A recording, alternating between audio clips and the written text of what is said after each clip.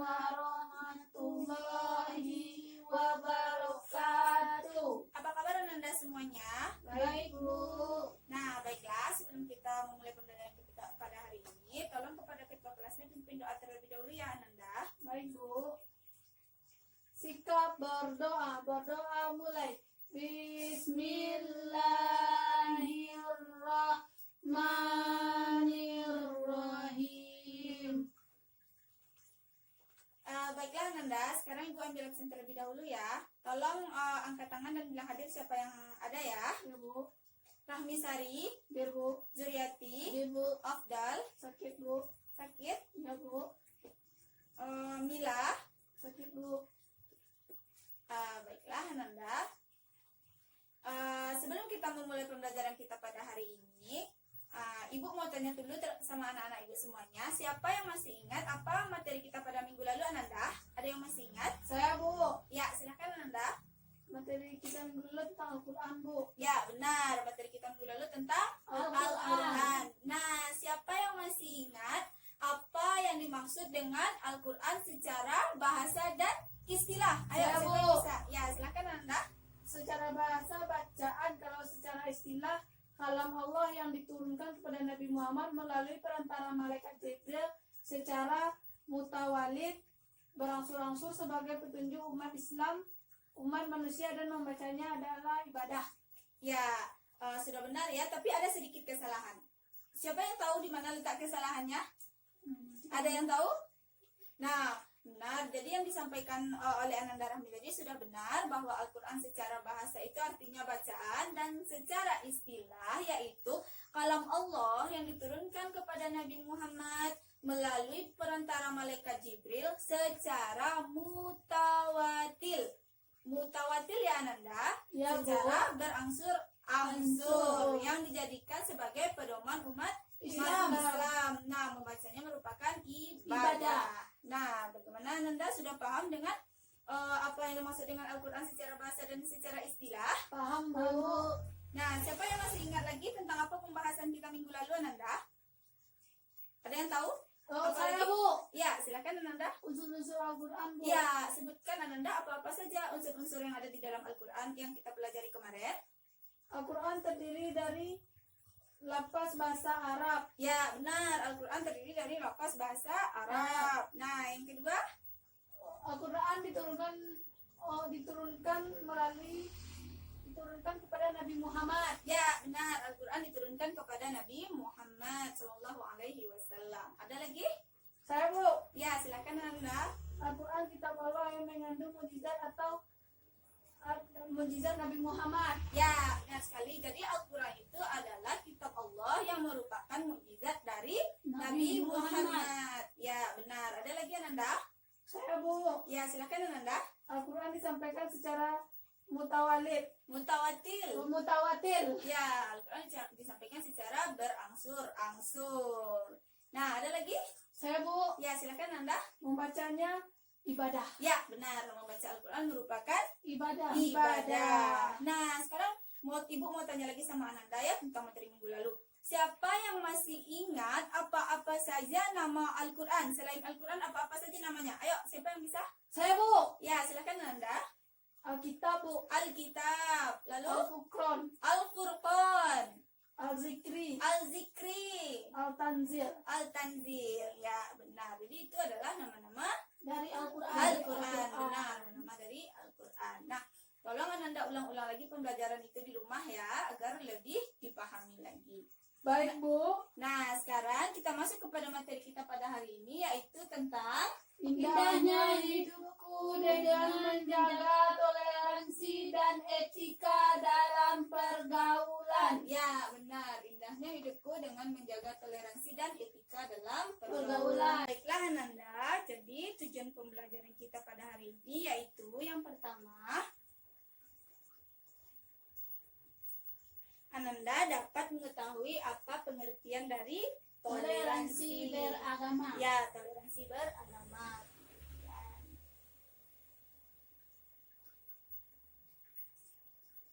Pengertian toleransi beragama. Bukan toleransi beragama. Nah, yang kedua, Ananda dapat mengetahui contoh-contoh dari toleransi beragama. Ya. Nah, yang ketiga, Ananda dapat mengetahui manfaat dari sikap toleransi.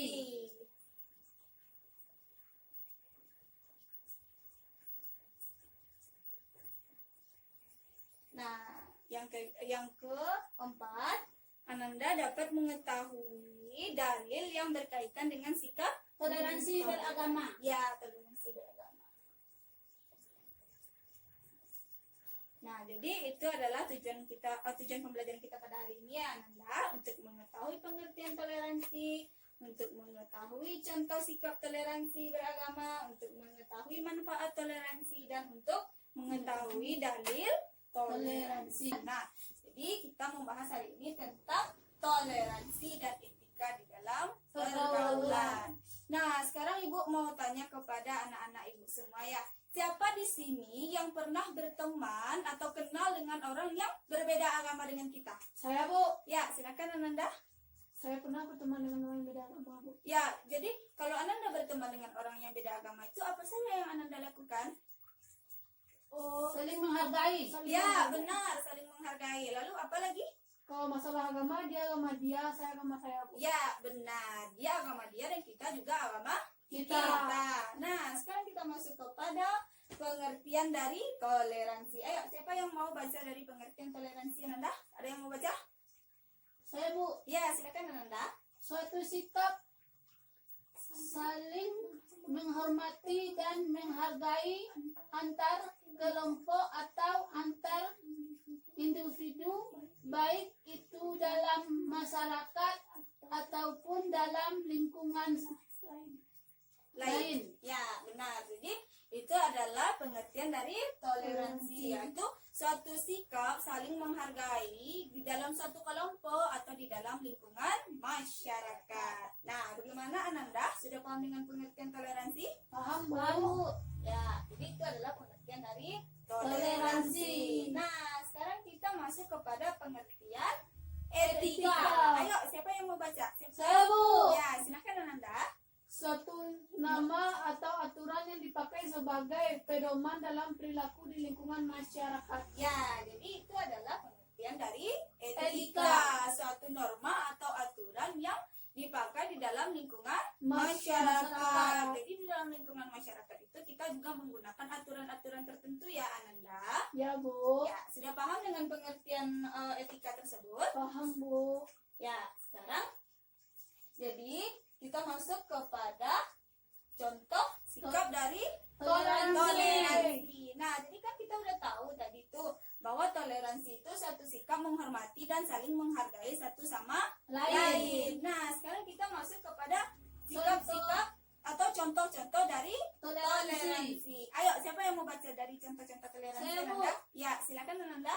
Ketika umat Islam berpuasa, umat agama lain tidak makan di sembarang tempat. Ya, benar. Jadi ketika umat Islam berpuasa, umat yang lain itu tidak makan di sembarang tempat. Nah, itu juga termasuk dalam toleransi beragama. Jadi kita saling menghargai agama satu sama lain ya, Ananda. Ya, Bu. Nah, ketika kita berpuasa, umat agama lain menghargai umat Islam ini dengan tidak makan di sembarang tempat. Nah, yang kedua, memberi keamanan bagi orang Kristen atau Natal. ya, memberi keamanan bagi orang Kristen di saat Natal. Nah, jadi kan ketika umat Islam berpuasa, umat Kristen itu kan menghargai kita dengan nggak makan di sembarang Sembarang tempat. Nah, ketika mereka juga merayakan hari Natal, kita juga berpartisipasi dan menghargai umat agama Kristen tersebut dengan memberi keamanan bagi orang Kristen tersebut melaksanakan Natal. Jadi ketika mereka Natal, kita juga menghargai. Kita tidak melarang mereka untuk merayakan hari Natal mereka. Nah, itu juga termasuk ke dalam toleransi beragama. Nah, sekarang kita masuk ke dalam manfaat toleransi. Nah, jadi begini Ananda, di dalam toleransi itu memiliki beberapa manfaat. Jadi ketika Allah memerintahkan kita melaksanakan segala sesuatu, itu pasti ada manfaat yang akan kita peroleh. Nah, silahkan siapa yang mau baca apa dari manfaat toleransi tersebut? Ada yang mau Saya, baca? Bu. Ya, silakan Ananda. Meningkatkan rasa bersaudara, Bu. Ya, benar, meningkatkan rasa Bersaudara. bersaudara. Nah, sekarang siapa yang tahu kenapa toleransi itu bermanfaat untuk meningkatkan rasa persaudaraan? Ayo, Saya, Bu. ya, silakan Ananda. Karena kita saling menghargai, makanya kita merasa banyak saudara. Ya, benar. Karena kita saling menghargai. Jadi kita menghargai orang lain itu meningkatkan rasa persaudaraan kita walaupun kita berbeda agama dengan mereka. Nah, yang kedua, Meningkatkan rasa nasionalisme, Bu. ya, meningkatkan rasa nasionalisme. Ayo, siapa yang bisa? Apa yang dimaksud meningkatkan rasa nasionalisme? Ada yang tahu? Tidak, Bu. Tidak ada yang tahu? Tidak, Bu. Ya, udah nggak apa-apa. Maksudnya meningkatkan rasa nasionalisme ini adalah di Indonesia ini kan kita memiliki agama yang bermacam-macam, ya berbeda-beda, suku yang berbeda-beda, agama yang berbeda-beda, ras yang berbeda-beda. Nah, ketika kita menerapkan toleransi, berarti kita telah meningkatkan rasa nasionalisme, rasa perbedaan menjadi persatuan. Satuan. Karena kita tidak membeda-bedakan satu sama Lain. kita saling menghargai. Hargai. Nah, yang ketiga, ayo. Meningkatkan kekuatan dalam iman. Ya, meningkatkan kekuatan dalam iman. Siapa yang tahu apa yang dimaksud dengan meningkatkan kekuatan dalam iman? Saya, Bu. Ya, silakan Ananda. Kalau kita mentoleransi seseorang, maka kita tidak ada merasakan takut, tapi merasakan kuat dalam beriman. Merasakan kuat dalam Beriman. ya, sudah mendekati ya, merasakan kuat dalam beriman. Ada lagi yang bisa menjelaskan meningkatkan kekuatan dalam iman? Tidak, Bu. Tidak? Tidak. Ya, kalau enggak Ibu jelaskan. Jadi yang disampaikan oleh Ananda Rahmi tadi sudah mendekati kepada hal tersebut ya. Jadi meningkatkan kekuatan dalam iman ini maksudnya ketika kita berbeda agama, otomatis kita berbeda dalam penerapan keagamaan kita masing-masing. Seperti orang Islam biasanya kan melaksanakan ibadah dengan sholat. Nah, puasa, benar, sholat, puasa. Nah, dengan orang Kristen itu kita berbeda cara pelaksanaan ibadahnya. Karena mereka melaksanakan ibadah ke gereja. Nah, mereka melaksanakan ibadah ke gereja sekali seminggu. Sedangkan kita melaksanakan sholat 5 kali sehari. Nah, ketika kita berkawan dengan dia, berteman dengan dia, dengan perbedaan tersebut, kita bisa meningkatkan kekuatan dalam iman agar kita tidak mengikuti orang tersebut. Kita hanya sekedar berteman dengan dia tanpa mengikuti ajaran agama mereka. Kita tetap berpedoman kepada agama kita, agama Islam. Ya, benar. Nah, selanjutnya yang keempat, Memudahkan mencapai kata mufakat. ya, memudahkan mencapai kata mufakat. Ya, siapa yang mengerti apa yang dimaksud dengan memudahkan mencapai kata mufakat? Ada yang mengerti Ananda? Saya, Bu. Ya, silakan Ananda. Karena kita mentoleransi seseorang, Ya, maka Maka? kita karena orang itu karena kita sudah mentoleransi orang itu, maka orang itu pun mentoleransi kepada kita, maka kita bisa berteman dan untuk berbincang pun bisa mudah untuk mencapai kata mufakat. ya benar. Itu yang dimaksud dengan memudahkan mencapai kata Mufakat. mufakat. Jadi ketika kita berunding dengan orang lain, karena adanya rasa toleransi ini, maka kita mudah dalam mencapai suatu mufakat karena kita saling menghargai satu sama lain. Nah, selanjutnya yang kelima yaitu Memudahkan pembangunan suatu negara. ya, memudahkan pembangunan suatu Negara. negara. Ayo, siapa yang tahu apa yang dimaksud memudahkan pembangunan suatu negara? Tidak, Bu. Tidak tahu? Tidak, Bu. Nah, ini tidak jauh berbeda dengan mencapai kata mufakat tadi ya, Ananda, ya, memudahkan membangun suatu negara. Nah, karena di negara Indonesia ini berbeda-beda suku dan bangsa, dengan adanya toleransi, maka memudahkan kita untuk membangun satu negara Kesatuan Republik Indonesia, yang dimaksud dengan Bhinneka Tunggal Ika, walaupun berbeda-beda tetapi tetap satu. Ya, benar. Jadi, sudah paham dengan manfaat dari toleransi, Ananda? Paham, Bu? Sudah paham? Paham. Nah, sekarang kita masuk kepada dalil yang di dalam Al-Quran yang menjelaskan tentang sifat atau sikap toleransi. Nah, silakan perhatikan ke depan. Silakan Ananda buka Al-Qurannya, Quran Surat Al-Kafirun ayat 1 sampai 6. Silakan dibuka Ananda. Sudah, Bu? Sudah? Sudah. Ayo, siapa yang mau membacakan? Saya, Bu. Ya, silakan Ananda. A'udzu billahi minasyaitonir Bismillahirrahmanirrahim.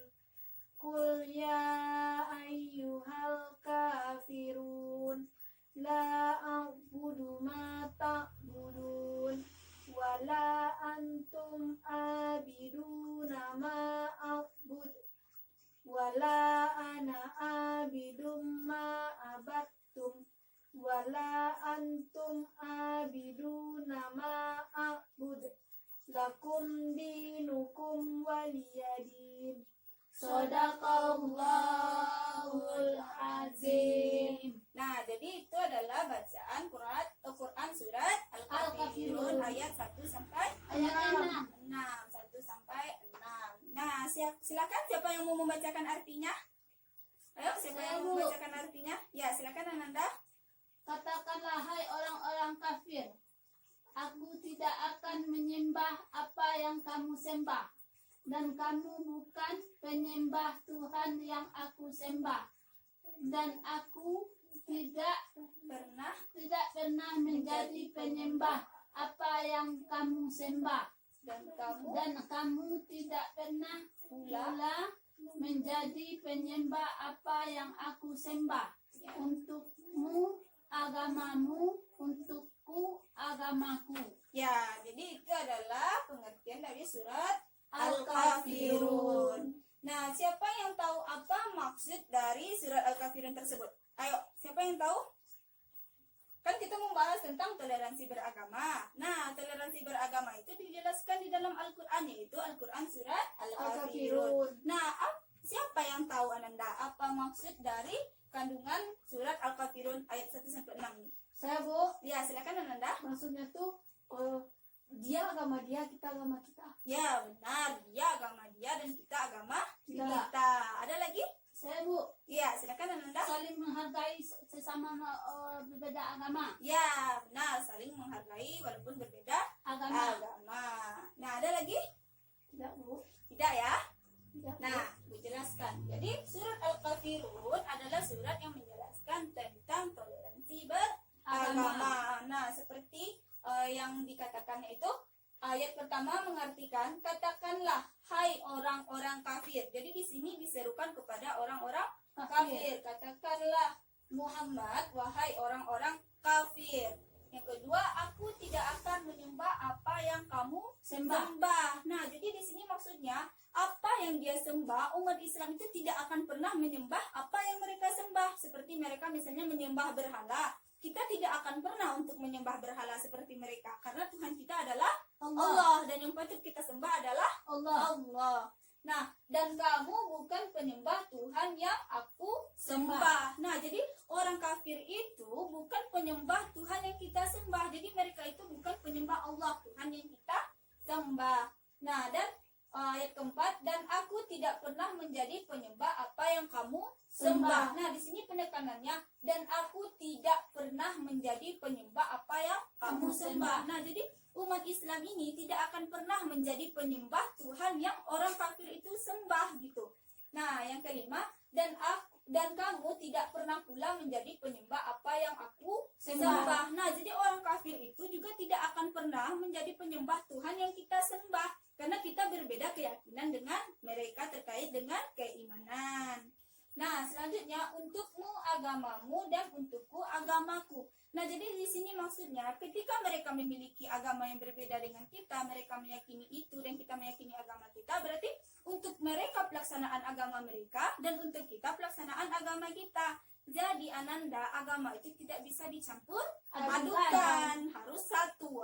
Karena keyakinan itu keyakinan kita kepada Allah. Nah, sekarang udah paham dengan Quran surat Al-Kafirun ini Ananda? Paham, Bu. Nah, sekarang Ibu mau tanya, siapa yang tahu apa asbabun nuzul dari surat Al-Kafirun ini? Kenapa surat Al-Kafirun ini bisa turun? Apa yang menyebabkan surat Al-Kafirun ini turun Ananda? Ada yang tahu? Tidak, Bu. Tidak Bu. tahu? Tidak. Tidak tahu? Tidak, Bu. Nah, yakin tidak tahu? Nggak ada yang tahu satupun? Tidak, Bu. Nah, nggak apa-apa. Sekarang Ibu jelaskan. Jadi, asbabun nuzul dari surat Al-Kafirun ini turun adalah untuk seruan kepada orang-orang kafir. Pada zaman dahulu orang-orang kafir itu berusaha untuk mengajak Nabi Muhammad untuk menyembah Tuhan mereka. Nah, karena Nabi Muhammad itu berlindung kepada Allah, maka turunlah surat Al-Kafirun yang menegaskan bahwa lakum dinukum waliyadin, untukmu agamamu dan untukku agamaku. Nah, jadi begini Ananda, dengarkan ya. Jadi pada zaman dahulu itu orang kafir itu ingin sekali untuk menghancurkan Islam. Dia ingin sekali untuk mempengaruhi Nabi Muhammad Sallallahu Alaihi Wasallam. Maka datanglah golongan-golongan kafir Quraisy ini menemui Nabi Muhammad. Nah, beliau berkata, Muhammad, wahai Muhammad, sembahlah Tuhan kami dan kami juga akan menyembah Tuhanmu. Satu hari engkau menyembah Tuhan kami, satu hari pula kami akan menyembah Tuhanmu. Nah, tapi pada saat itu Nabi Muhammad berkata kepada orang-orang kafir Quraisy, sesungguhnya aku berlindung kepada Allah terhadap agamaku. Jadi maka pada saat itu Nabi Muhammad tidak mau untuk mengikuti keinginan dari orang kafir Quraisy ini. Nah, jadi orang kafir Quraisy ini kan memiliki berbagai macam taktik untuk menghancurkan agama kita, untuk membujuk rayu Nabi Muhammad untuk menyembah kepada Tuhan mereka, yaitu berhala. Nah, jadi pada saat itu mereka pun kembali membujuk Nabi dengan berkata, sembahlah Tuhan kami satu hari dan kami akan menyembah Tuhanmu selama 1 tahun. Nah, jika seandainya Tuhan kami yang kamu sembah itu lebih baik, berarti kamu harus mengikut kepada agama kami, menyembah Tuhan kami. Tapi ketika agamamu yang dinyatakan lebih baik, maka kami yang akan mengikut kepada agamamu dan akan mengikut apa perintah-perintah di agamamu. Tapi saat itu Nabi Muhammad tidak menerimanya. Nabi Muhammad tidak mau, ya Nabi Muhammad tidak mau. Sehingga turunlah surat Al-Kafirun pada saat itu. Nah, ketika surat ini turun, pergilah Nabi Muhammad menemui orang kafir Quraisy tadi kembali. Ketika Nabi Muhammad kembali menemui orang kafir Quraisy ini dan membacakan ayat tersebut, menegaskan kepada mereka bahwa untukmu agamamu dan untukku agamaku. Ya. Nah, ketika Nabi Muhammad telah menjelaskan ini, orang Quraisy itu tetap tidak menerima. Mereka selalu berusaha untuk menggoda Nabi untuk menyembah Tuhan mereka kan. Nah, sehingga pada saat itu ketika Nabi sudah tidak mau, mereka mengganti taktik mereka untuk menghancurkan Nabi Muhammad, menghancurkan keimanan Nabi. Nah, dengan cara memerangi orang-orang Muslim, karena mereka tidak mempan lagi untuk merayu Nabi menyembah Tuhan mereka, maka mereka melakukan perang kepada Nabi. Nah, sehingga pada saat itu ketika mereka ingin melakukan perang kepada Nabi, ingin menzalimi Nabi dan golongan-golongan umat-umat Nabi pada saat itu, maka di saat itulah Nabi melakukan hijrah, karena mereka ingin memerangi Nabi dan kaumnya. Jadi itulah asbabun nuzul dari Quran surat Al-Kafirun. Bagaimana Nanda, sudah paham? Paham? Nah, kalau sudah paham dengan ini, sekarang kita masuk kepada potongan-potongan atau arti perkata dari surat Al-Kafirun. Nah, sekarang perhatikan Ibu menerangkan ke depan Ananda. Jadi ini adalah potongan dari surat Al-Kafirun. Yang pertama itu kul. Kul ini artinya katakanlah Muhammad. Ya ayyuhal kafirun, wahai orang-orang kafir. La a'budu, Aku tidak akan menyembah. aku tidak akan menyembah.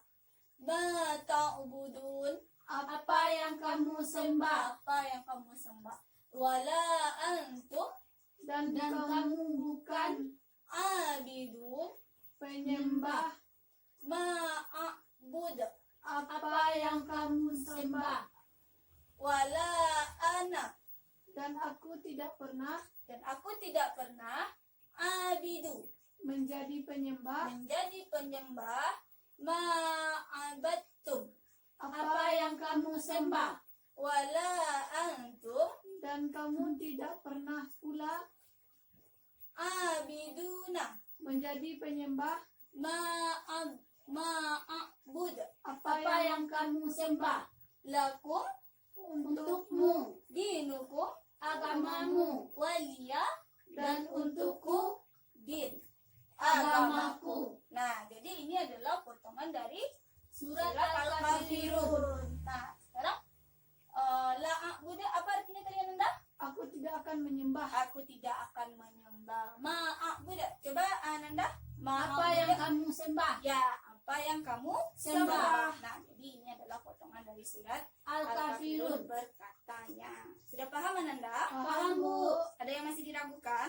tidak Tidak? paham Bu. Ya, kalau sudah paham, sekarang Ibu punya gambar. Tolong Ananda perhatikan gambarnya. Kita kan udah belajar nih tentang toleransi beragama. Nah, sekarang siapa yang bisa menjelaskan apa maksud dari gambar ini Ananda? Ayo, Saya, siapa Bu. yang bisa? Ya, silakan Ananda. Setiap agama saling berkumpul dan saling bertoleransi. Ya, benar. Setiap agama saling berkumpul. Kumpul. Ada lagi Ananda?